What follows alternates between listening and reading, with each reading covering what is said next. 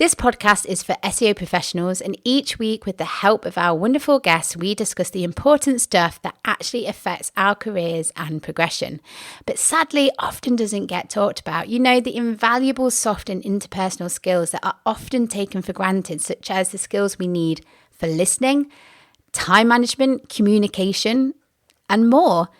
We also talk about the big issues that affect us and our careers, such as burnout, imposter syndrome, self-belief, saying no, plus other big issues and obstacles. With this podcast, we want to share knowledge on topics that unlock our listeners' true potential and enhance not only their careers, but all parts of their lives. So, are you ready to prioritize your own personal growth and career development? Then let's crack on with this week's episode.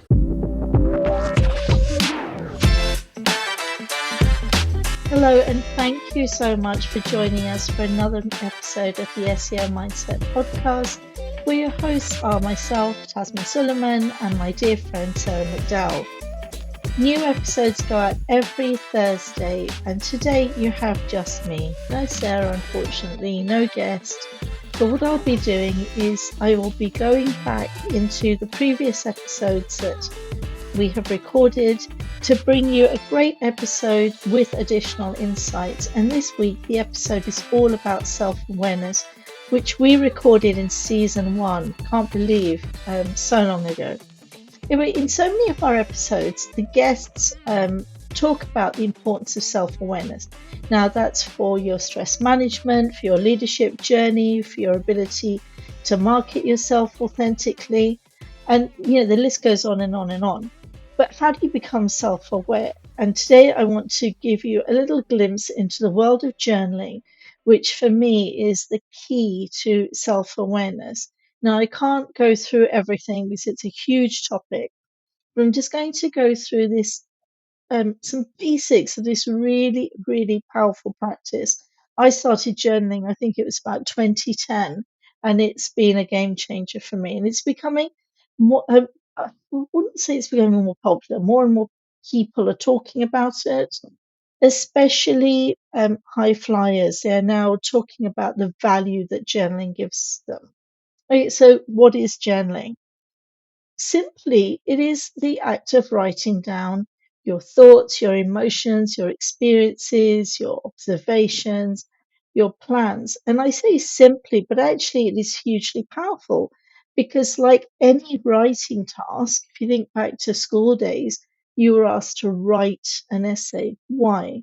Because it means that you have to think. And when you think and you write, it gives you clarity. And once you have clarity, you have so much more of an ability to make an informed choice. But many people find journaling daunting, the practice difficult to keep up. And I just want to dismiss um,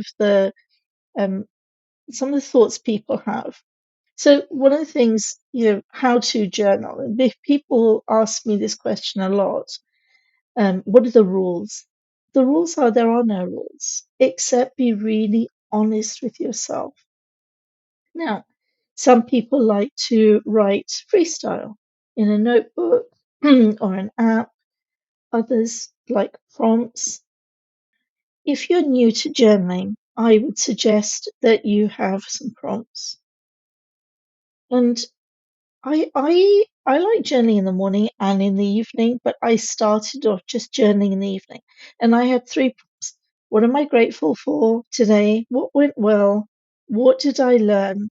And if something had gone wrong or bad, I would go through it and think, okay, next time, what will I do?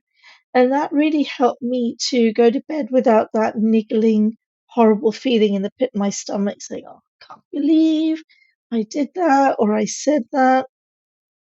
Um, so even if you start with these few prompts, it's really going to help you learn how to tap into how you're feeling, be curious about yourself, and write those thoughts down. So that's my best advice. Start, be curious about yourself, and give yourself some time to find out who you are. Now, let's listen to the episode.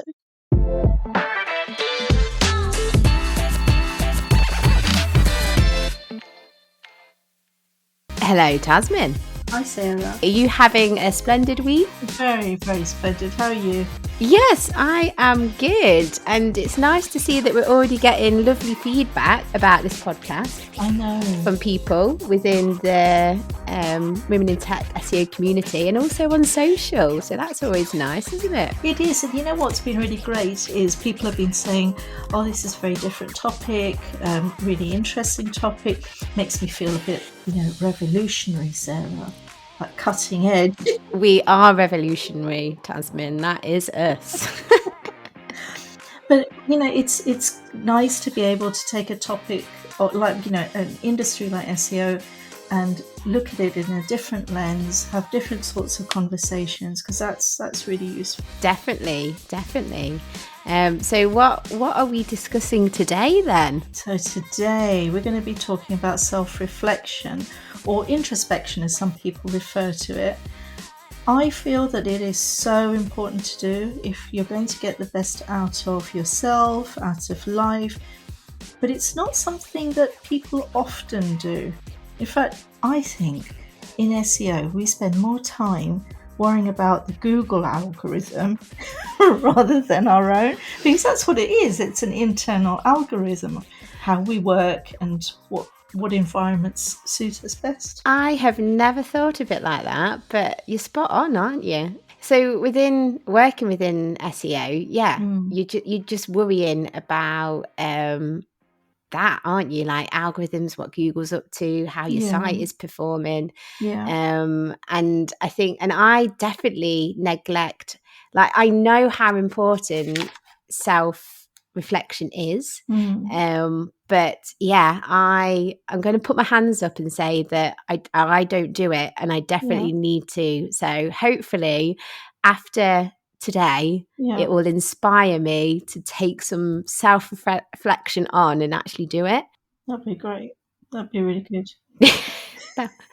And everyone else listening, because that's the aim here, isn't it? Just work on ourselves, I suppose. Yeah. I remember the first time I was sort of introduced to the topic. My uncle said to me, I have a very, very clever uncle. He's a psychiatrist. And he said, oh, so what are your dreams? I'm thinking, what? Like, where's that come from? And I didn't know.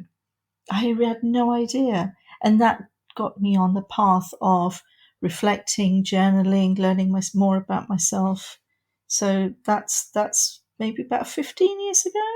Okay. I mean, it is a very hard question to answer, isn't it? Like, what are your dreams? What do you aspire?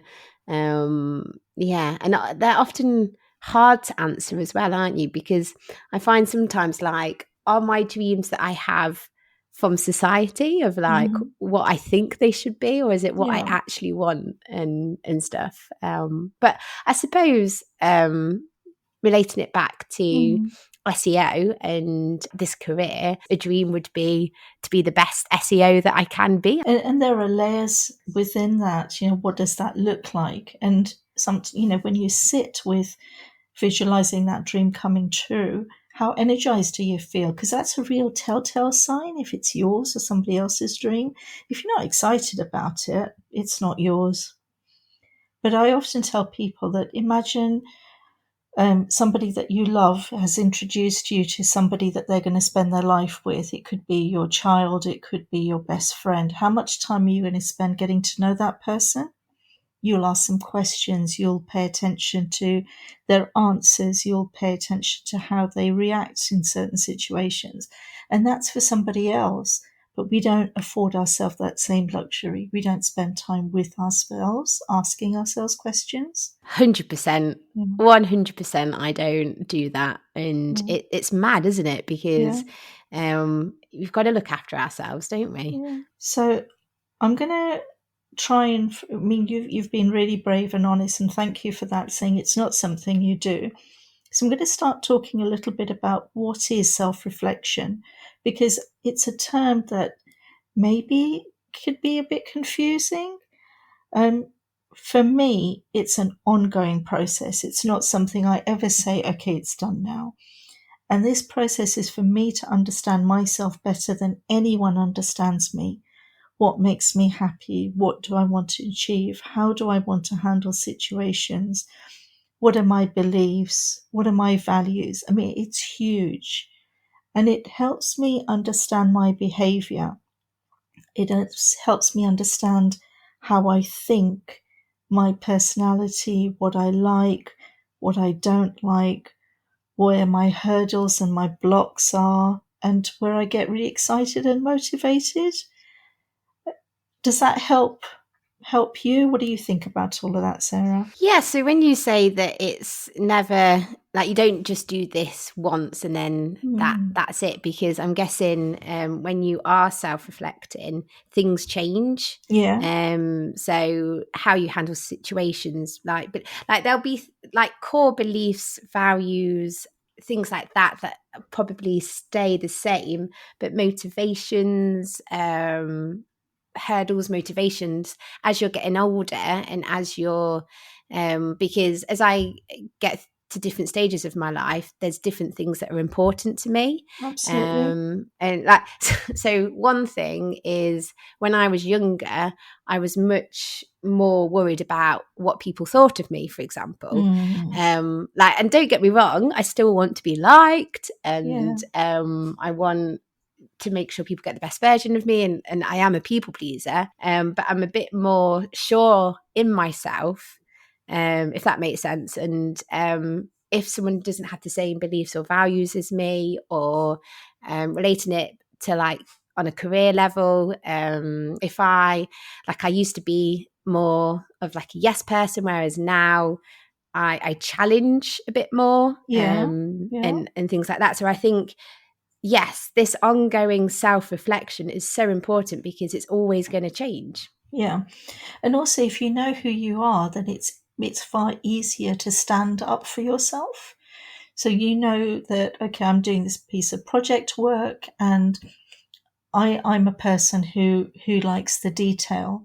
There'll be other people in that project that may not be so keen on the detail and just want to move ahead and get going, your typical blues and reds.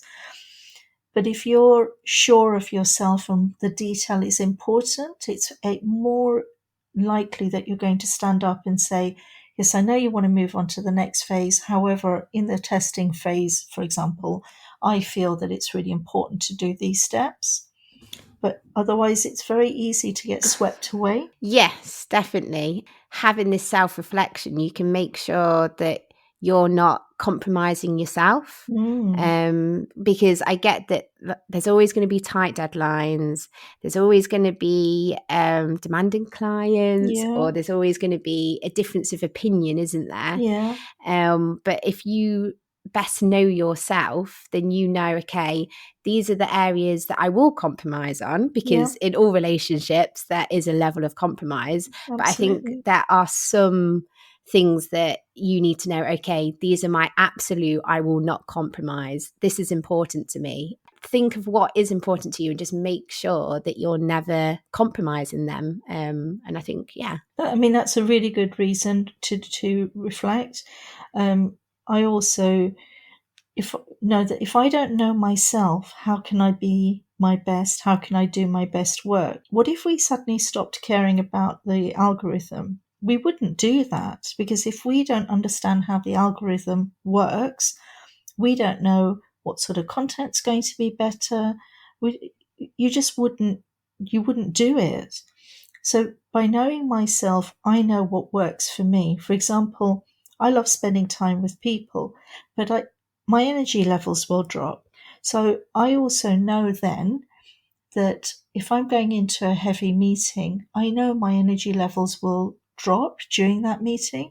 So before, I'll do something to energize myself, and afterwards I'll do something to energize myself. Now, in years past, Sarah, I must admit, that used to be a bar of chocolate, but now I will, go and take some fresh air. I'll make sure I'm hydrated. I will sometimes, if it's a really heavy meeting, I'll find a quiet corner and do some star jumps.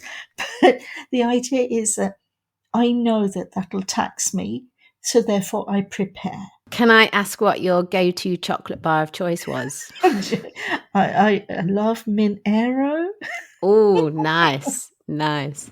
No, in all seriousness, I mean, for me, knowing how you best work is so important. So I get energized by people, but also I get easily sidetracked and easily distracted. Yeah. Like I'm a little bit like a magpie seeing Yeah. something shiny. I'm like, oh, that's interesting. Yeah. So for me, it's if I know that I need to focus, and this is made easier after the pandemic happened, because obviously more of us are working from home now, and there's more hybrid work, and so you can choose whether to go into the office or you can work at home. I Yeah. know that that's not the case for everyone, but most people. So I know that if there's like a project or something that requires a lot of my attention, I need to focus, I need to analyze, and I need to put some music on, I need to shut myself away, and I need to focus and get that done. Whereas if it's a more collaborative piece, or you need ideas to bounce around each other, or then that's much better to be like around people. How else do you think self-reflection would help you in the workplace? So we've spoken about making sure that you don't compromise, you know how you can best work, relationships with people in the workplace as Yeah, well. yeah, yeah, Because not everyone works the same way. I think relationships is a big thing, isn't it, yeah, in the yeah, workplace? Like yeah, relationships with your boss, yeah, relationships with your clients, relationships with your absolutely. stakeholders, Yeah, relationships with your co-workers. yeah. And I think that's a biggie, isn't it? Yeah, and also, once you start understanding yourself better, you'll be amazed at how better you understand other people. So, for example, talking about the colors of people, I'm quite data focused, but also, the whole blue green thing. But I used to work with somebody who was very red, who was, very driven, wanted everything yesterday, um, didn't like waffle. So I then understood when I was in a meeting with him, if I could say it in 5 words instead of 10, that's what I'd do. And he'd say, "Oh, I've got 10 minutes," and I'd say, "It's okay, I only need 5." And the minute you say something like that, they will be more receptive to what you are saying. But it's also then I knew myself it was going to be difficult for me to say it in 5, so I would do that work beforehand. Yes, and building on that, I've worked with people where they love to ask questions. So let's say, for example, you're reporting on something, or you're suggesting an idea, or you're going through a new campaign, or there's a project that you're working on. In the past, I've known that I really need to prepare and make sure that if there's any questions asked about reporting or asked about a project, I've got the evidence, I've got the research, and I've got some bits that I can go back to that person on. Like whenever you ask questions, like obviously you're not always going to know all the answers to the questions all the time, Yeah. but if you can best prepare, then you're not so put on the spot then, I suppose. You're a bit more prepared with what you can say. Yeah. I'm going to just talk a little bit about how do you self-reflect, because I think we've come to the conclusion that it's a good thing to do with lots of benefits in your personal life and in your work life. For me, there's a few things to remember before you start. One, be honest. It's not about fooling yourself. The second thing is be kind to yourself. It's not an interrogation, because sometimes when we go through that process of understanding ourselves, it's very easy to be harsh, and it's not about being harsh. Be gentle.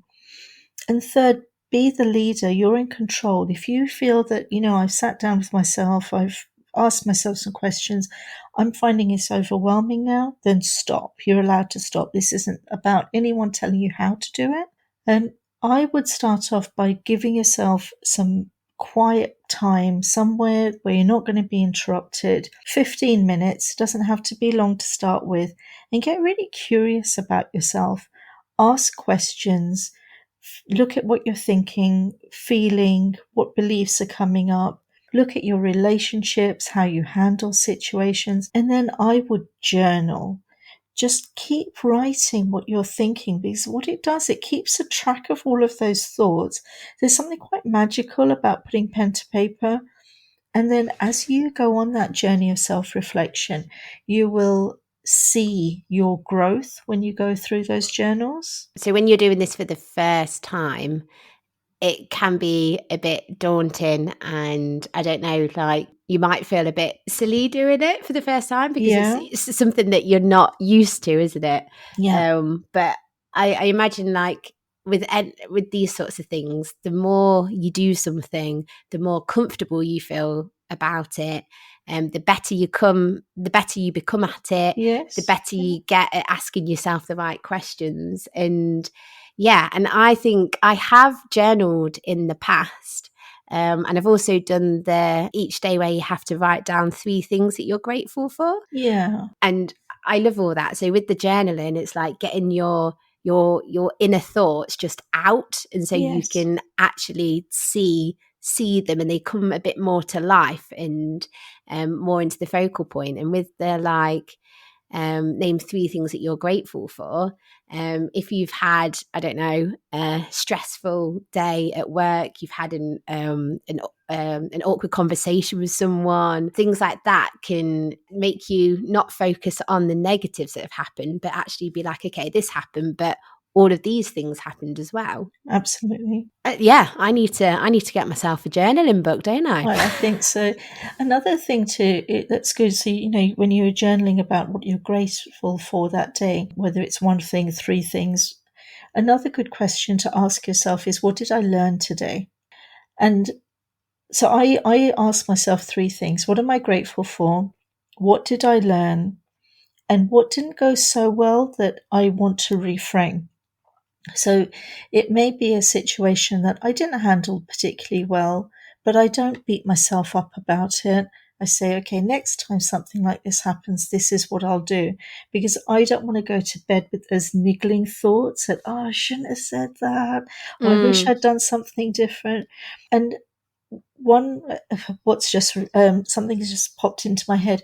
One question that I wouldn't ask myself in self reflection is why? Because years ago, I met this coach on the train. It was when I first started getting into coaching, and he said to me, "Tasmin, although why is the ultimate question, you rarely get the answer by asking the question why." And I thought, and it stuck in my head. What why does is that it can be quite an attacking question. Even if you ask yourself or you ask someone else, people end up getting defensive. And often we're not going to find the answer, especially when we're thinking, oh, why did my mum say that to me? Or why did my friend say that to me? It doesn't solve anything. It's better to ask yourself things like what questions or how questions. Okay. Yeah, that's a very valid point because yeah, straight away when you are asked why, you do get on the defensive because Mm, you're like, well, I did this because of that reason. yeah, And to be transparent, that's one thing that I'm working on at the moment is my defensiveness. yeah, And I think because I think it's human nature that if something that you've done or yeah, anything that you've done in the workplace or in your personal life gets questioned or someone's not happy, you do take it to heart to begin with because you're like, well, I did it because that's me, yeah, that's who I am, that's why I yeah, did it that way. yeah.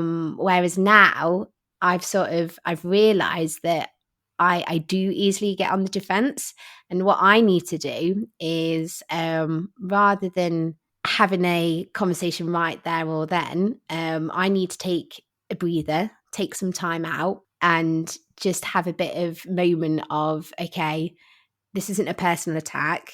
Do you know what I mean? Yeah, Like get a little less on the defensive yeah, side, because when you have that moment to breathe and yeah. a moment to step back, then when you then go into that conversation again, or you want to pick it back up, you're in a bit much calmer state, I suppose. It's, this is all of this is coming out. I think maybe we should do another episode on taking feedback and not getting defensive. I think so. I think so, because I think defensiveness and communication are often the two areas where, people sort of find it tricky. And I think that's what ends up with most of the conflict is those two. Obviously, other things as well. Yeah. But I'd be all up for that. Okay, we'll put it on our list. So, is there a best time to do self-reflection? Is it best to do self-reflection just after an event has happened?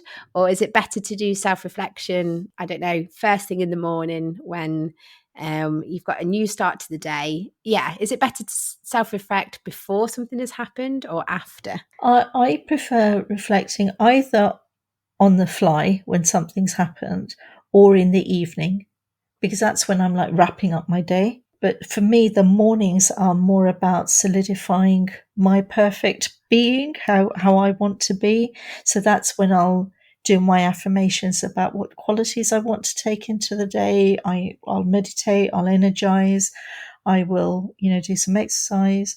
And it's about setting myself up. That makes sense, because if you start the day with self-reflection, you might set yourself up on the wrong footing. Whereas if you do, like you say, the more sort of self-affirm, what was that word that you used? Self-affirming, yes. If you start your day there, you're setting yourself on the right foot, aren't you? And you can get some stuff done, you can work on things, you can have a jolly good day, and then you can self-reflect towards the end. With self-reflection, you're never always going to see eye to eye with people, are you?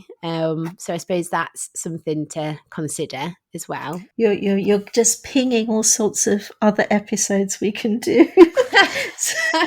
So accepting of other people is a big one, because once you accept people are not going to be your way, you can get on with the job of being happy in life. And something that always gets me is everyone has their own opinions on stuff, don't they? Like, people like things a certain way. People are can be stubborn. So I think that's important with self-reflection. Like, you can't, as much as you can take control of yourself and your own emotions, your own reactions, your own self-growth, your own self-development. You can't take that responsibility on for other people, can you? No, and you can't control them. Do you know what, Sarah? To be really brutally honest, changing yourself is hard enough. You cannot change other people. And the sooner you let go of that notion, your life will be better. Promise you. This is very true. Is very true. It's time to wrap up. No, it's not. No, it's not. These episodes go far too quickly. Good job it's weekly. Yeah. I think you've got a few things to say before I end this episode. I do have a few things to say. First things first, we need to do a shout out to a lady called Malika Ahmed. Wonderful lady who sorted out all of our logos and designs for the podcast. So she sorted out our main podcast logo, so what you see when you open up your podcast playing platforms. And she's also worked on our logos for our social media as well. So we just wanted to say massive thank you. And she's on Instagram.